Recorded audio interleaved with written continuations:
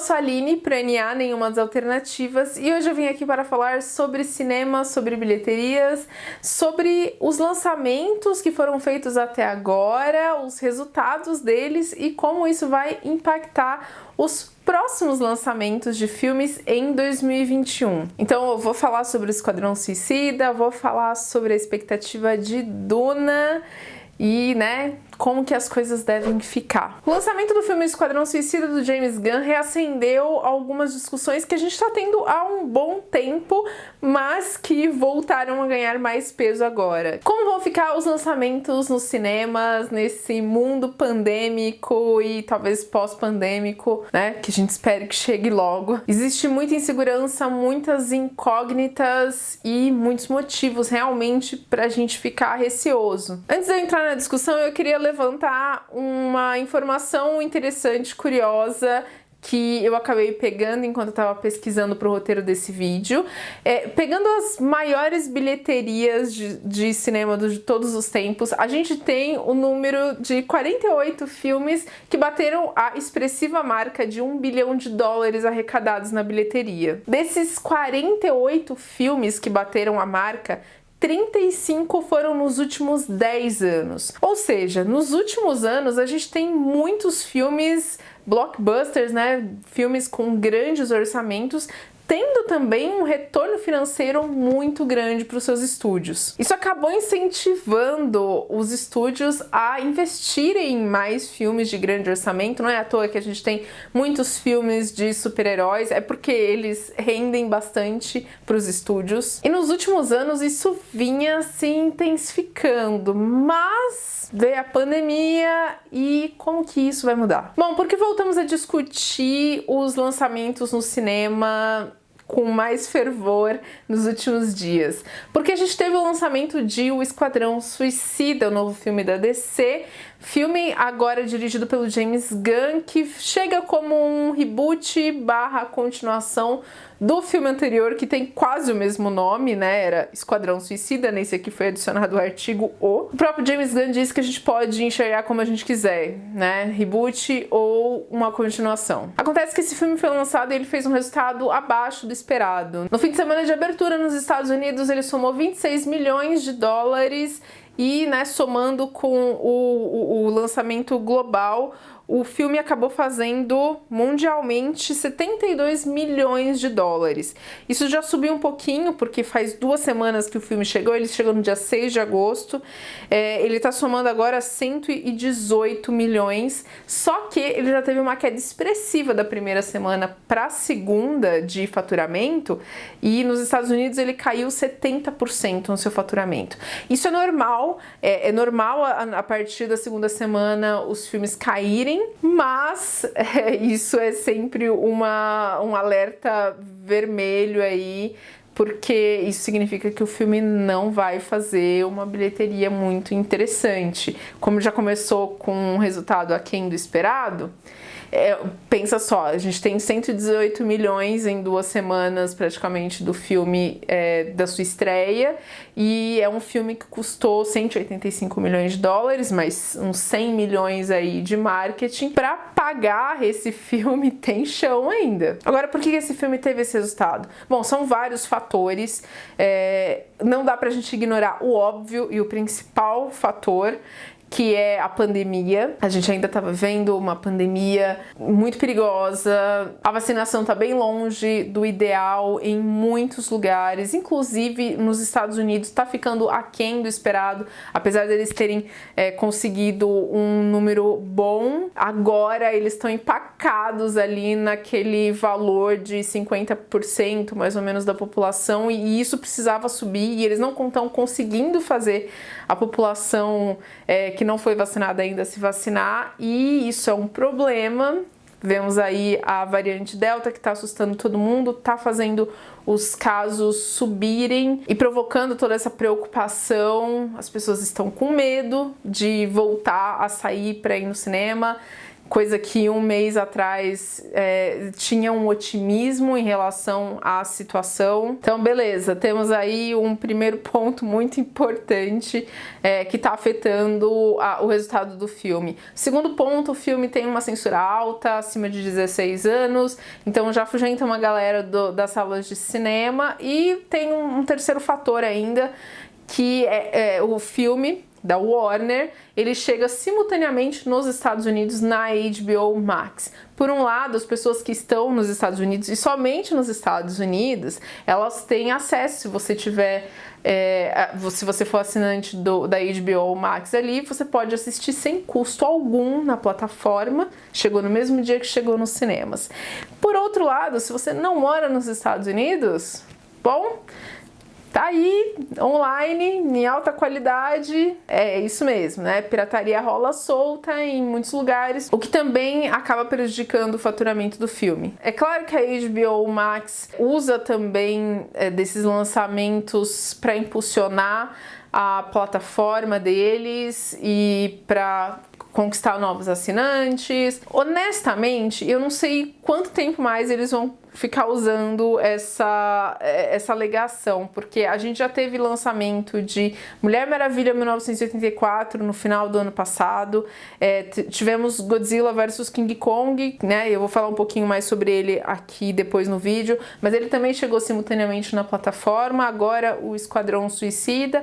Quer dizer, quantos filmes eles vão queimar jogando ali na plataforma, dizendo que as pessoas vão assinar mais o serviço de streaming por conta desses lançamentos. Estamos falando de uma plataforma que já tem muito conteúdo bom e muito conteúdo caro. É uma estratégia para bater de frente com outros streamings, sim, especialmente aí Disney Plus e outros concorrentes diretos da HBO, mas eu acho que a plataforma em si já é boa o suficiente, segura o suficiente, sem os lançamentos simultâneos, para conquistar assinantes. Eu acho que quem tinha que assinar já assinou. Ainda tem um a mais nessa discussão, que o Disney Plus tá revendo a questão do Premier Access na plataforma deles.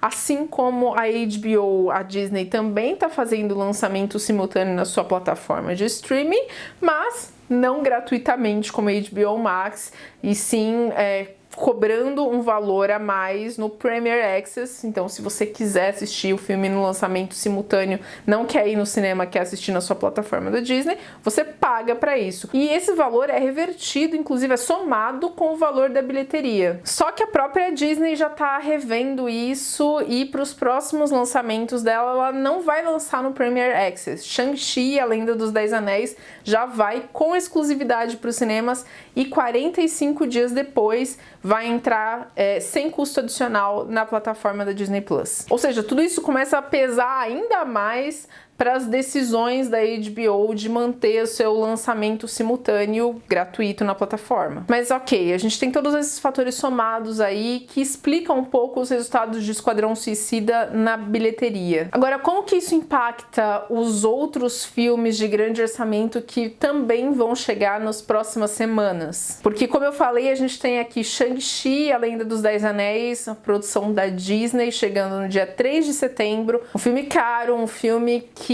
esperava-se que fizesse uma boa bilheteria. Agora a gente vai ver, numa situação de pandemia, o que pode ser esperado disso. Inclusive, o próprio CEO da Disney, o Bob Chapek, ele já disse que Shang-Chi vai ser um experimento interessante da Disney, que não vai usar o Premier Access, e vai ver como que o filme vai sair somente nos cinemas. Escolha erradíssima de palavras, um comentário infeliz do CEO da Disney, mas temos aí. A gente ainda tem da própria Disney Eternos marcado para novembro, Homem-Aranha 3 marcado para dezembro. A gente nem tem trailer desse filme ainda. A gente tem 007 Sem Tempo para Morrer, o filme que está marcado para 30 de setembro no Brasil e 8 de outubro nos Estados Unidos. É o 25º filme do personagem, da franquia. Era para ser um filme celebração, é para ser um filme celebração, mas eu não faço a menor ideia de como esse filme vai chegar agora. ele foi adiado muitas vezes. O orçamento que eles tinham para o marketing do filme praticamente já tinha ido inteiro, porque o filme ia estrear em abril do ano passado, às vésperas, né, de tudo fechar ali por conta da pandemia. Então eles tiveram que adiar o filme, segurar. Ele tá marcado agora, né, para fim de setembro, começo de outubro, para estreia, sem praticamente nenhum marketing mais. Talvez eles façam numa véspera, mas quem lembra desse filme agora? E por fim a gente tem Duna, que tá marcado para outubro. E isso tá tirando meu sono, porque Duna é parte 1. Esse filme, ele vai contar somente a primeira metade da história do livro em que ele é baseado. E pra gente ter uma conclusão dessa narrativa, aparentemente a gente precisa dos resultados desse primeiro filme. Ou pelo menos a gente tá às vésperas do filme chegar nos cinemas e a gente não tem uma confirmação ainda sobre a sequência. Eu espero que o sinal verde para a sequência esteja mais ou menos encaminhado, porque seria terrível a gente ver um filme desse chegando no cinema e não conseguindo completar a sua história. A gente tá com uma janela muito curta para os lançamentos desses próximos filmes, e eu imagino que os estúdios ainda estão bem perdidos sobre o que fazer, ou estão que nem a Disney, querendo queimar de certa forma alguns dos seus filmes, fazendo experimentos para ver no que vai dar. Não só de desastres, a gente tem o cinema de 2021, nós tivemos alguns lançamentos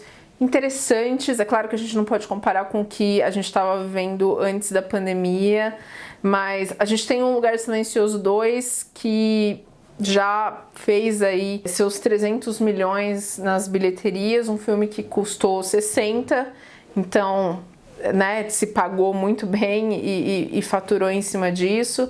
A gente tem Invocação do Mal 3, A Ordem do Demônio, o filme que é o terceiro, né, da franquia, que tem um monte de spin-offs.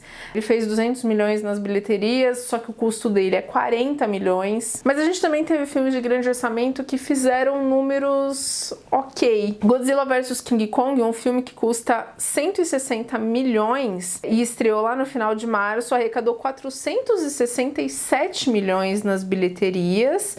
E esse filme chegou também a ter lançamento simultâneo na HBO Max. E temos Velozes e Furiosos, um dos melhores lançamentos do ano. Um filme caro que custa 200 milhões, mas que já está somando mais de 660 milhões de dólares nas bilheterias. É bom reforçar que tanto Godzilla vs King Kong quanto Velozes e Furiosos contaram com um lançamento bem expressivo na China. Dos 662 milhões de Velozes e Furiosos, 200 milhões foram feitos dentro do mercado chinês. Enquanto Viúva Negra, que é o filme da Disney que foi lançado em julho, tá somando aí 367 milhões. Como eu disse, o valor do Premier Access de Viúva Negra foi somado aqui, e Viúva Negra não estreou na China para alavancar seus números como os outros dois filmes blockbusters que tiveram resultados melhores que ela. Bom, basicamente a gente tem aí esses filmes que chegaram num momento de positividade maior, só que um pouco mais de um mês depois a situação é outra. A gente tem um medo em relação à pandemia voltando por conta da variante Delta, e se talvez uma estreia no final de junho tinha possibilidades de melhor,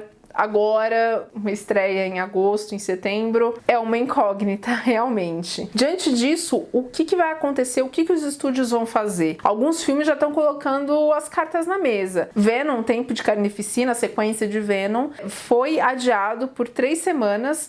Originalmente o lançamento estava marcado para o dia 24 de setembro, foi marcado agora para 14 de outubro, e o motivo não é outro, é isso mesmo, é o aumento do número de casos da doença, da pandemia. Será que 3 semanas vai fazer diferença pro filme? Talvez não, talvez sim. E Shang-Chi, que a gente tá aí com o lançamento para agora, praticamente 2 semanas pro lançamento de Shang-Chi. Eu acho que Shang-Chi não vai ser adiado, eles vão fazer o tal do experimento mesmo e lançar o filme diretamente nos cinemas, esperar a janela de 45 dias para chegar no Disney Plus sem custo adicional. Eu senti realmente um descaso bastante grande com o filme. A questão é que não só a Disney vai estar de olho nos números de Shang-Chi, não, mas os outros estúdios também. Outros filmes podem também sofrer adiamento, assim como Venom? Eu acho que sim, e eu acho que é uma solução melhor diante da situação que a gente se encontra. Eu vou me focar um pouquinho em Duna.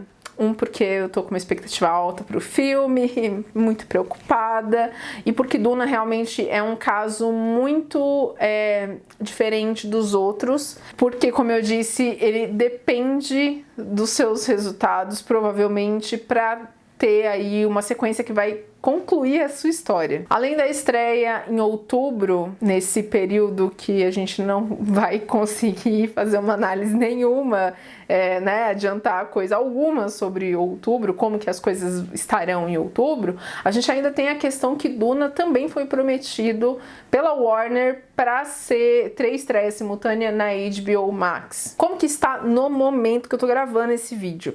Duna tem estreia marcada no Brasil, e em vários outros países para o dia 14 de outubro, sim, o mesmo dia de Venom que eles colocaram. E dia 22, uma semana depois, nos Estados Unidos e na HBO Max. Ou seja, teoricamente eles dariam essa primeira semana para Duna chegar ao cinema, sem chegar ao streaming, dando alguns dias para ele fazer um faturamento nas bilheterias. Eu tô achando essa estratégia da Warner para o lançamento de Duna muito ruim.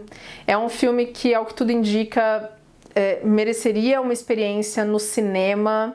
A Chloe Zhao, nossa queridíssima diretora de Nomadland e de Eternos da Disney, assistiu o filme, rasgou elogios, falou que é uma experiência incrível de ser apreciada nos cinemas e que teme que as pessoas não vão nos cinemas para assistir Duna. Eu também temo, Chloe. Eu acho que a melhor solução seria adiar Duna, mesmo que seja, sei lá, para daqui a 2 ou 3 meses, e conseguir manter essa janela de pelo menos uma semana, de preferência 2, para estrear antes no cinema internacional e depois nos Estados Unidos, já que eu acho que é impossível voltar atrás agora e falar que não vai estrear na HBO Max. Por fim, tem que acabar essa estreia simultânea na HBO Max. Para mim não faz o menor sentido isso. Vai continuar matando os resultados dos filmes nas bilheterias. Se a gente tem que esperar mais um pouco para ter uma estreia segura no cinema, então a gente tem que esperar mais um pouco para fazer o lançamento desses filmes. Eu acho difícil eles adiarem Duna para um período muito lá pra frente. Que o filme já foi adiado, ele era para ter chegado no final do ano passado, tá marcado para praticamente um ano depois, e também porque já saiu muita coisa de Duna, nos últimos dias tá saindo bastante, tem trailer, tem material promocional, posters, vídeos dos personagens, eles estão lançando tudo agora. Segurar muito mais o lançamento e jogar, sei lá, para daqui a 6 meses, vai matar tudo que eles estão fazendo nesses últimos dias. E eu honestamente espero que eles não estejam contando super com esse resultado de Duna nas bilheterias para dar o aval para o segundo filme. Eu espero que assim que a gente assista ele ali nos créditos já indique história continua em Duna parte 2 ou qualquer coisa assim. Eu entendo que é um filme caro, mas já que estão fazendo, que façam certo, que termine essa história. Não é justo você fazer um filme, fazer metade da história e não concluir essa narrativa. Já era pra ter filmado tudo de uma vez, inclusive. Por que eles não fizeram isso? Como eu disse, é muito difícil a gente dizer como que vai estar o mundo em outubro, como que vai estar o Brasil em outubro. Eu, sinceramente, imagino que o Brasil a gente vai estar melhor, porque a vacinação está avançando bastante aqui, as pessoas querem se vacinar no Brasil, então eu acho que a gente vai atingir números bem mais altos quando chegar em outubro. Eu espero que a China esteja melhor, seja com, lógico, o avanço da vacinação, com medidas restritivas. Eu não sei se nos Estados Unidos as coisas vão estar muito boas, porque eles precisam vencer um obstáculo muito complicado ali de negacionismo, da população, de uma porcentagem alta da população. Vacinem-se, por favor. Quem diria, não é mesmo, que uma crise de saúde pública afetaria a economia e o cinema? Quem diria? Ainda está bastante difícil de ver para onde que a gente vai e como que o cinema vai seguir. Há muito tempo a gente escuta sobre as ameaças ao cinema, né?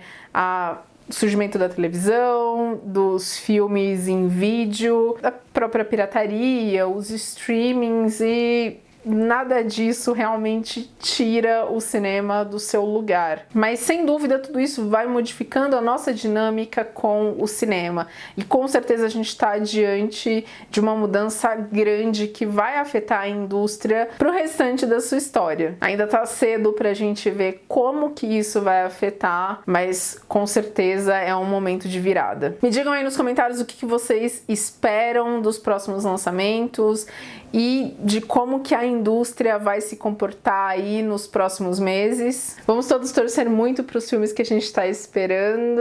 E é isso aí, obrigado por me acompanhar e até o próximo vídeo. Tchau, tchau!